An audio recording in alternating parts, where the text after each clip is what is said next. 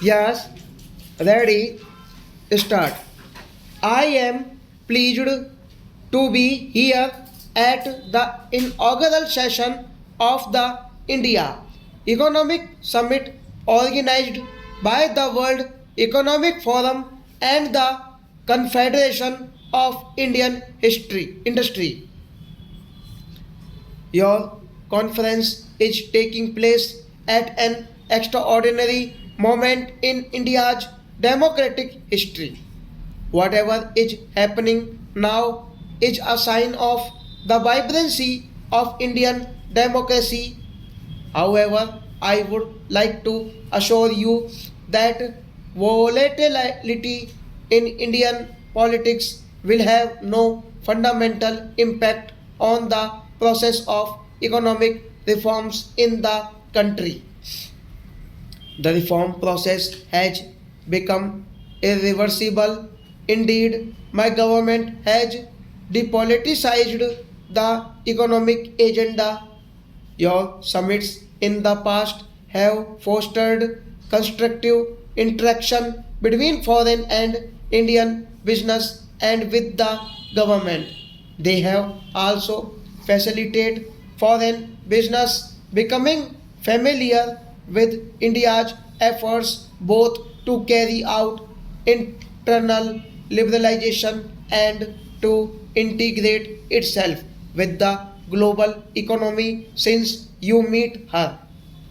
A year ago, a number of new and decisive steps have been taken by my government to strengthen our economic fundamentals and improve the productive efficiency of our system. In the schedule of your meetings over the next few days, you would be interacting with some members of my cabinet, some distinguished businessmen, economists, and senior government functionaries. They would outline for you only what has been achieved during this period but share their vision of the economic agenda for the coming months. In the last 9 months, my government has taken important initiatives over a wide gamut of economic issues which cover insurance, capital markets, information technology, housing, and infrastructure, to mention a few. The reform process initiated is wider and deeper than any comparable program earlier. Its multiplier effect would have long term beneficial impact on the economic and social development of India.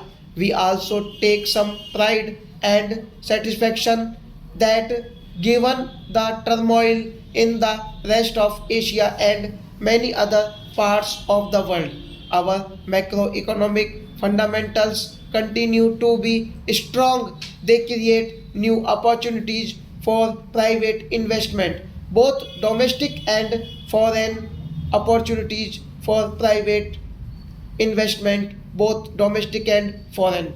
A GDP growth of well over 5%, inflation below the double digit number, comfortable foreign exchange reserves, positive growth in agriculture, stable exchange rate management coupled with sectoral initiatives have reaffirmed the government to a policy of liberalization with suitable checks and balances. I have said so earlier and would reiterate today that there is no panacea to bring about high rates of economic growth. Here, stop.